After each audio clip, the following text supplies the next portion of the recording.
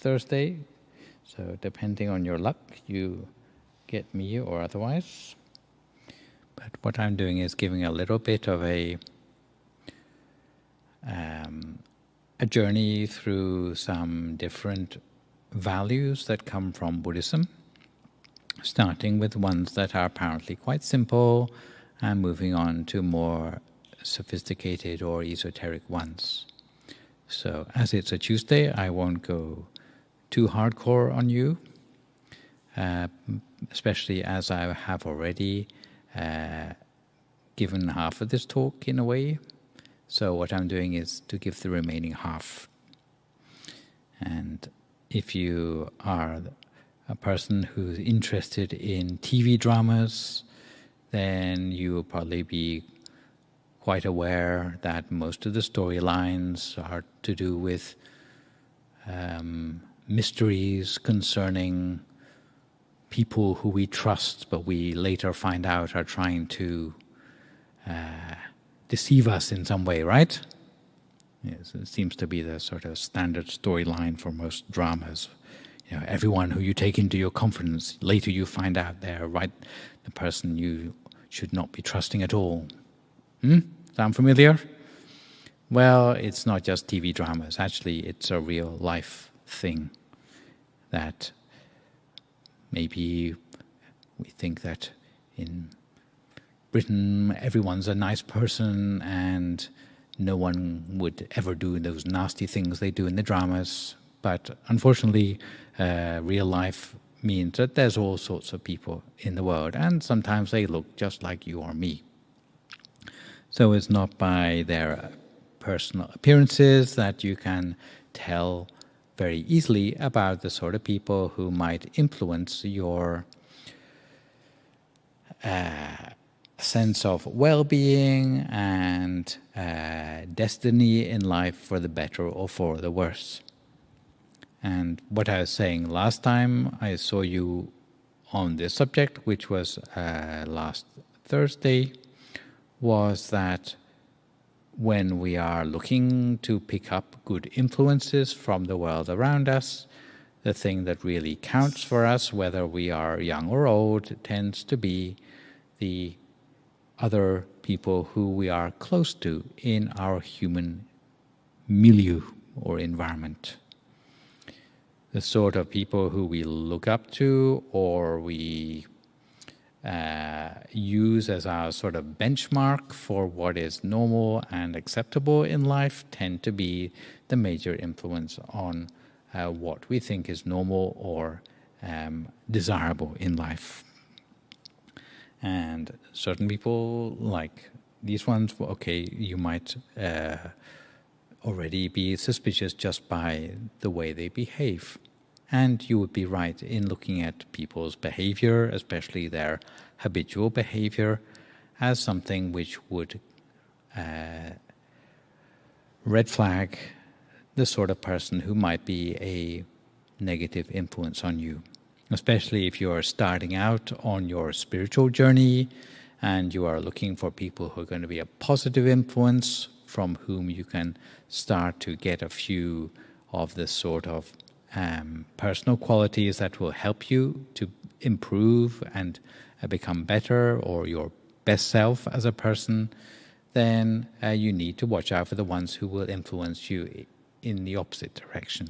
And technically speaking, within Buddhism, such people are benignly known as fools. Although you might say that's a bit of an understatement for the influence some of these people might have on you. But if you think of the sort of words like grooming or words like manipulation, then that would probably come closer to the way certain people in the world might affect you if you don't guard against it. So we're thinking mostly about people who are not genuine in their friendship towards us, because they can have a major influence on our ability to meditate well or to follow a spiritual pathway of self-improvement. So how would you recognize such people? As I said, it's not just down to appearances, but it's more to do with the way they habitually behave, speak, and think. So here are a few telltale signs that might be helpful. Firstly, you can tell quite a lot about a person by what they persuade the people around them to do. So you might not see them doing something, but you might see that they are persuading people to do something which is dodgy, which ought to set alarm bells ringing.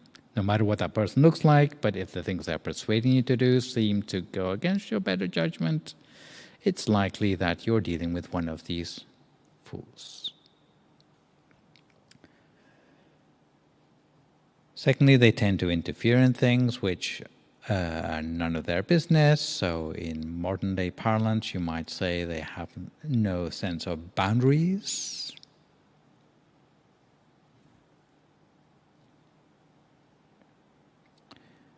And the third thing is that they tend to relish doing anything that goes against the grain. So it might be betting or drugs or cage fighting, anything which is the opportunity to throw a spanner in the works, or a wrench, as they say in the United States. Anything that will leave a trail of enemies behind them. If such people, they become a monk, then they even cause problems in the monkhood, because they tend to create major disharmony and schisms in the monastic community. If you are in a position where you think you can lean in and help such people, then again you might be mistaken, because such people are very determined in the things that they do. In fact, they may be so determined that they don't want to be helped, in which case you really would be wasting your time trying to help them. So even if you are by nature a very well-intentioned person, a person who is compassionate and can't stand to see other people suffering or having problems, then they can be a major drain on your resources, even as a fairly practiced helper. And I'm going to tell you a little story to illustrate the point. It's called the story of the angel and the worm.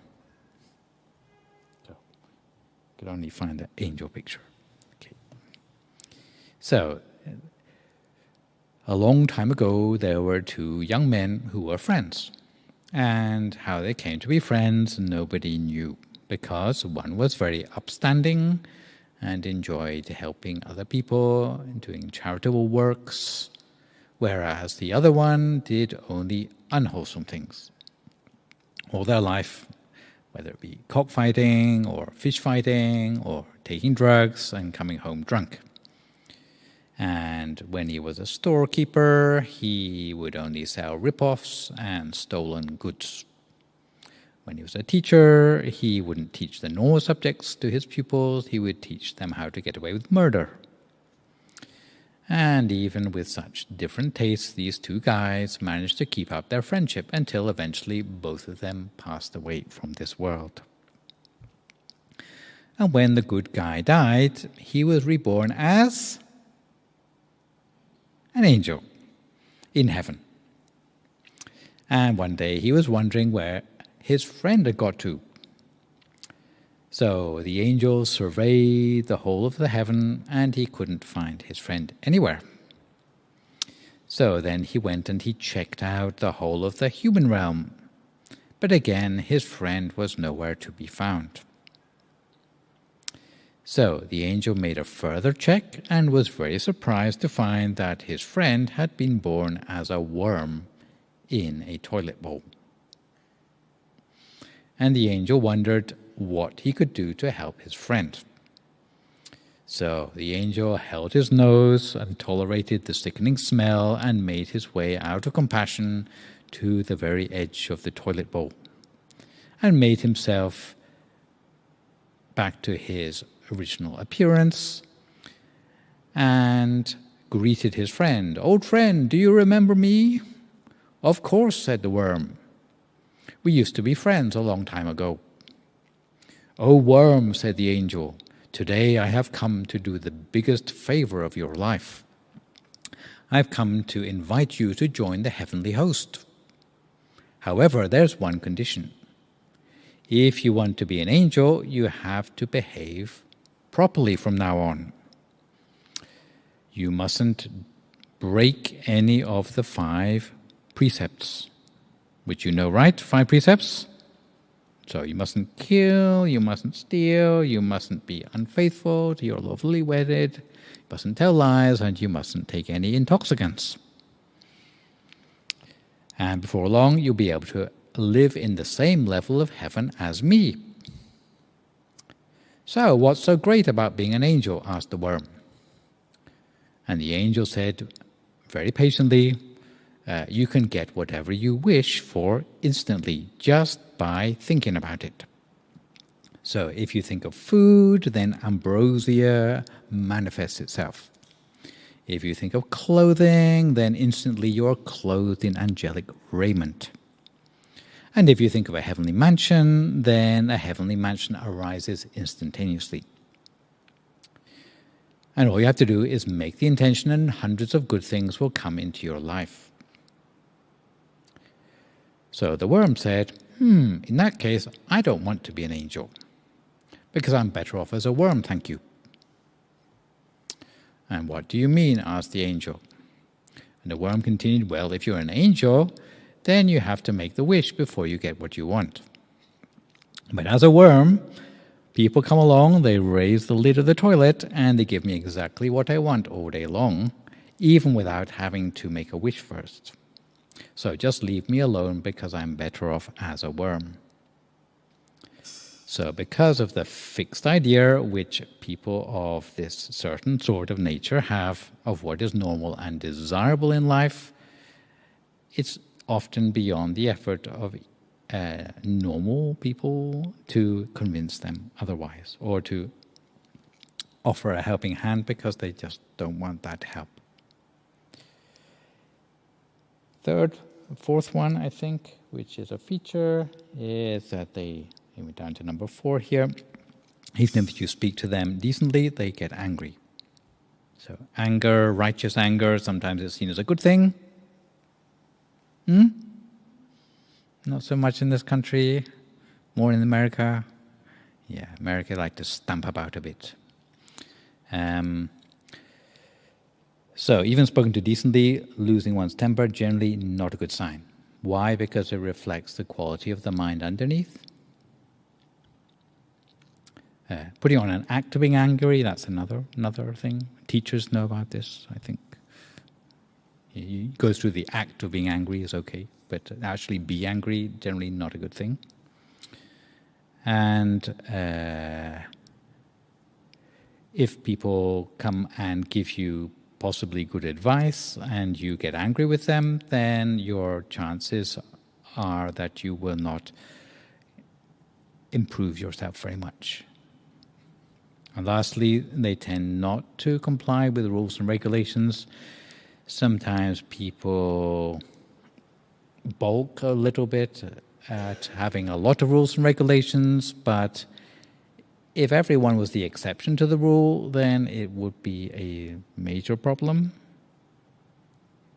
Everyone thinks that the rules are for everyone else but them to keep, then it tends to be a problem. And that sort of person is what we're talking about here. So, the way people tend to be manipulative in their friendship tends to take 4 different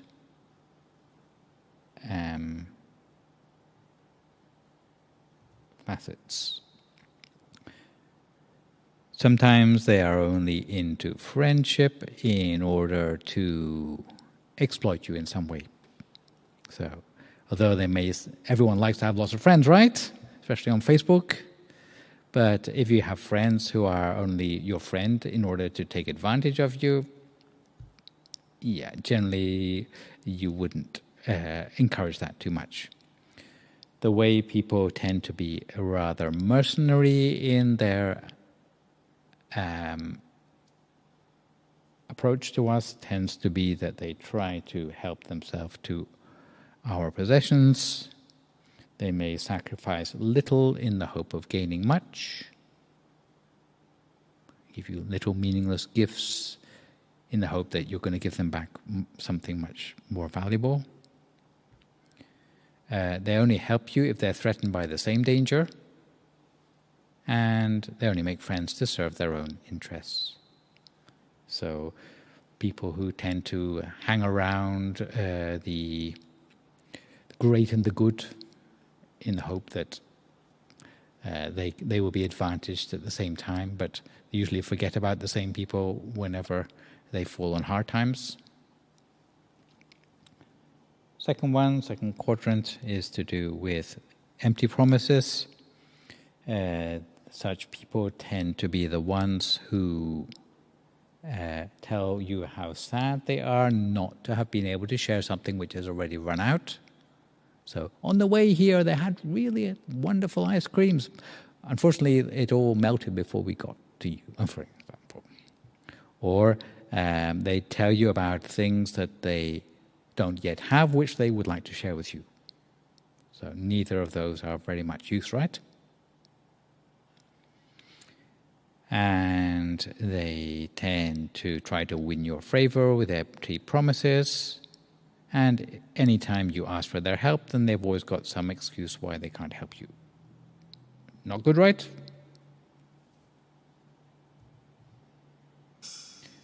Next comes the flatterer. We all like compliments, but sometimes it can not be very helpful, especially if we are in the business of self-improvement. What we would actually like is honest advice, possibly criticism that's going to help us become a better person.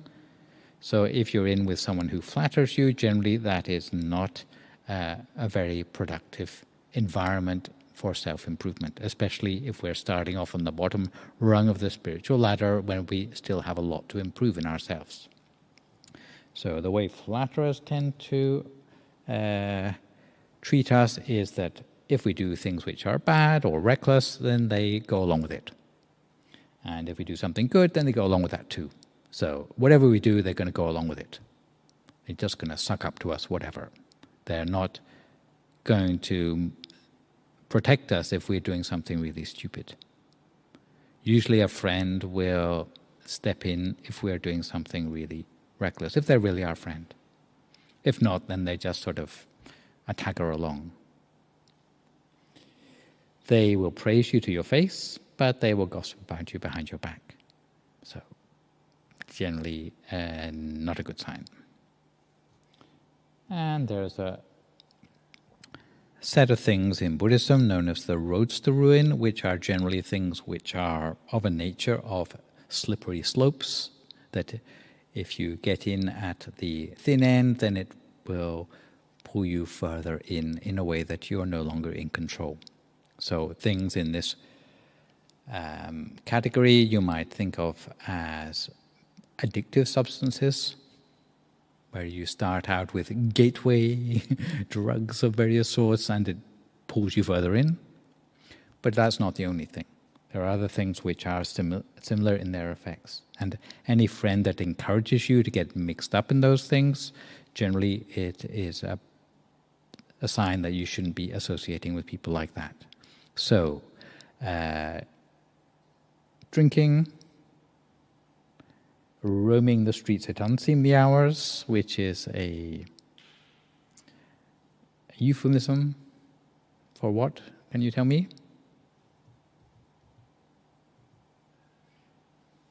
Someone told me, oh, can I roam the streets at different hours? Would that make a difference? It's a euphemism for red light districts.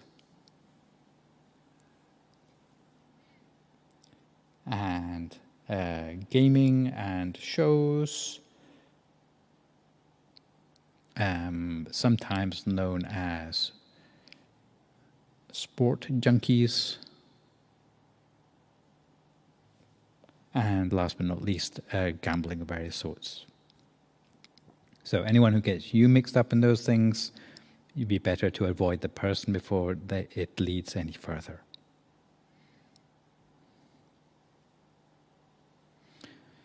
So in the old days, the word grooming had quite a positive connotation. For example, pampering a pet, or preparing someone for a leading position in office somewhere, being groomed to be the next prime minister or whatever. These days, the word has taken a different quality to it, a more scary meaning. And there's a sense of foreboding, which is rather similar to the sense of the fool, who may come in many guises. It says that you should keep a safe distance from things which are dangerous to us. So, like a fierce dog, maybe we wouldn't come too close, right? But for a person who is a manipulator, or a person who might groom us in ways that are not positive, then sometimes we cannot avoid there's no distance which is not enough for us to put between us and them. But the distance I'm talking about is not like shunning a person by like walking around them at a distance. It's more of a psychological distance. And keeping ourselves out of harm's way, we should avoid getting too close in a way that they can start to interfere in things that are sensitive for us. Some people wonder what to do, especially if they're in a situation where they can tell a person is treating them like that, but they have to be in close proximity to that person. What can one do then? And in this sense, there is something known as interaction without transaction, where at all possible, which is what I would mean by keeping one's psychological distance from a person. Let's say you work in the same place as a person who you recognize as being a bad influence on you or your future. You can greet them, you can talk about the weather with them, but maybe you wouldn't want to lend them money. Can you see how that might go? You wouldn't want to get into something which you can't just end at any time. And in this sense, there's 3 words which often help to remind ourselves about getting in too deep with people who potentially might influence us in a bad way. Joining, receiving, and giving. So joining up with a person who is a fool might mean eating with them, residing with them, or investing with them. Not receiving fools might mean not dating them, or not adopting them, or not employing them, or otherwise letting them get their feet under your table. And not giving things to them means that you might not consider them for particular influential positions. You might not praise them, you might not encourage them. You might not give them payments or food or lodging without being very careful indeed. If you do find they're getting in too deep, then you might need to redraw your boundaries to save yourself future trouble.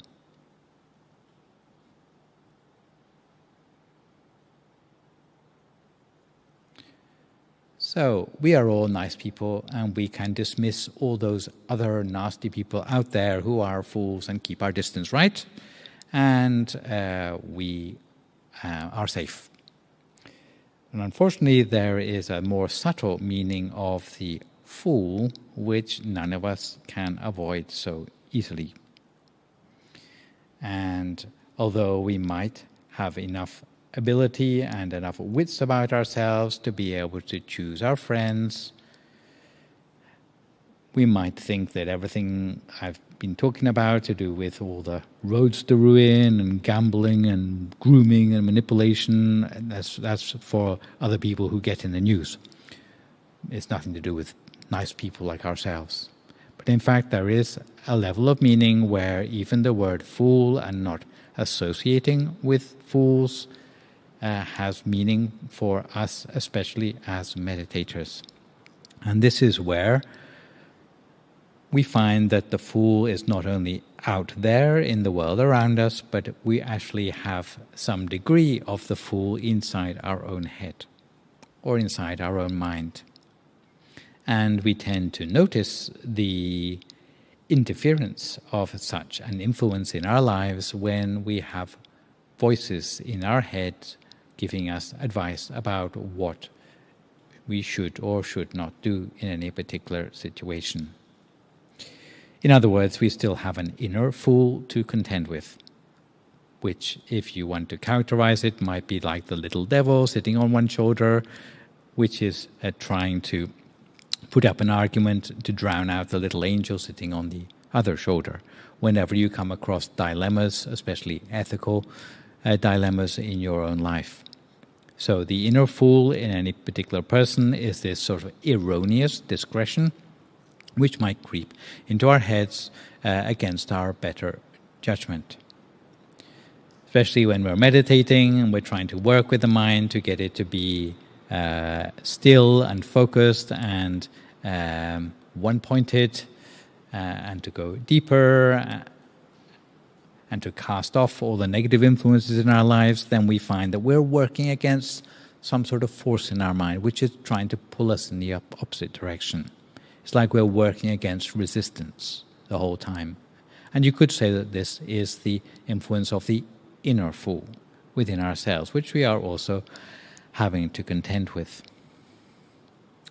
So what can we do even on the inside of ourselves to avoid the influence of such an inner voice which is not leading us in a good direction?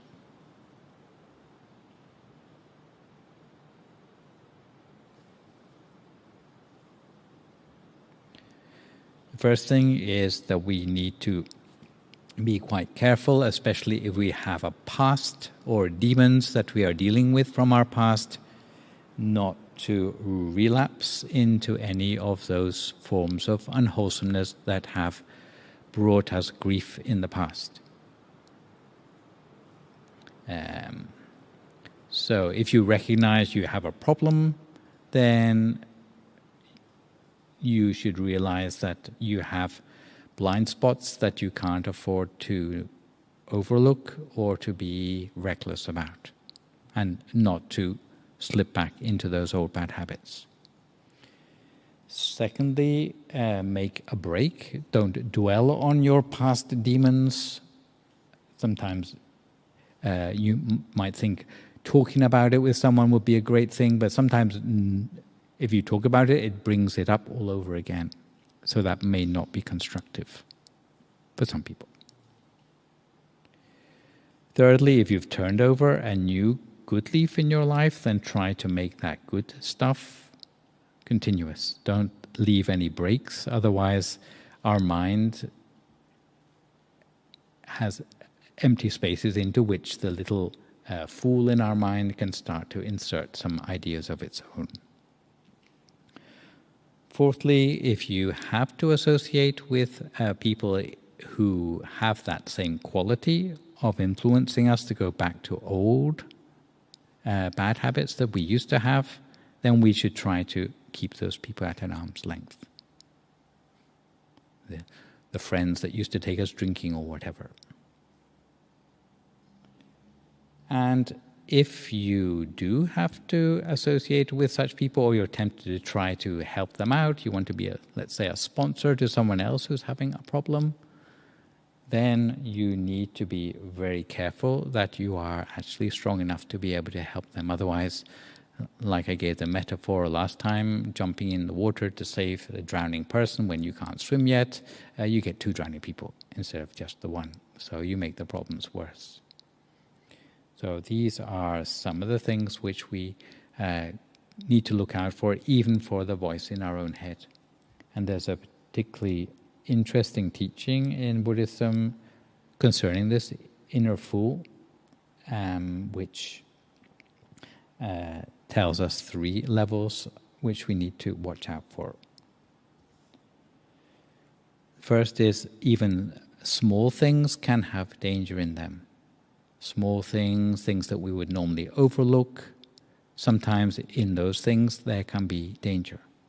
Just because they're small doesn't mean that they are things that we can ignore. Similar to a small snake or a small spark in a flammable building, we can't overlook those things, or we can't afford to overlook them. But some people, even though they see the danger in those things, they ignore it. So that is one step worse. If you find yourself overlooking things almost intentionally, then you know that that's an extra layer of problems which you're having to deal with.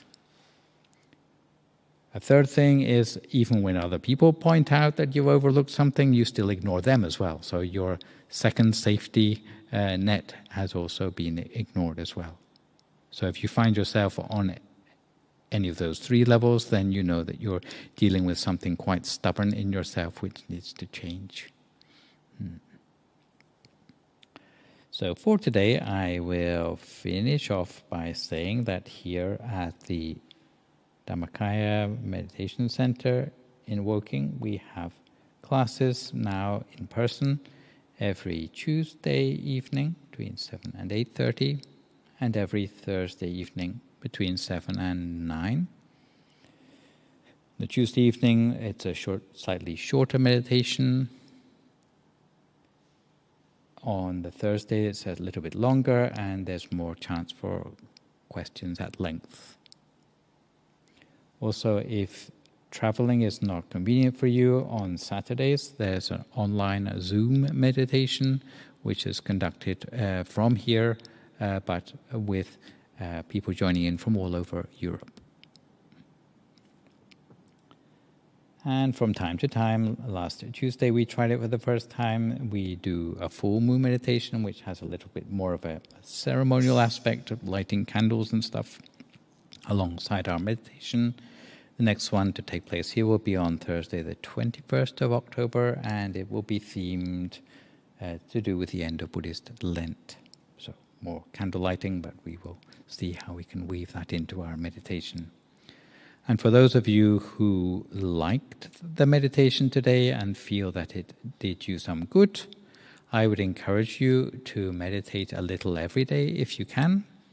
Normally for grown-ups, I would recommend a minimum of 20 minutes per day. If you're not quite there at the grown-up stage, then take your age and multiply that by the number of minutes, and that would be a good length of time to meditate each day. In this respect, there is also a free app which you can get on your mobile phone called Mind Gem. You can download that for free, and there'll be lots of audio tracks there which will lead you through a meditation together with a timer. So it's like a free version of Headspace. And there's a variety of monks' teachings on that, actually leading through the meditation, or talks about meditation in theory. Yes, so I would encourage you, that would be a good way to establish a habit in your life so that the meditation you have becomes a habit and a part of your daily life in a way that it will boost the level of mindfulness in your life rather than being just something you do as a hobby once a week. Yes. So for today, I think I will leave it there.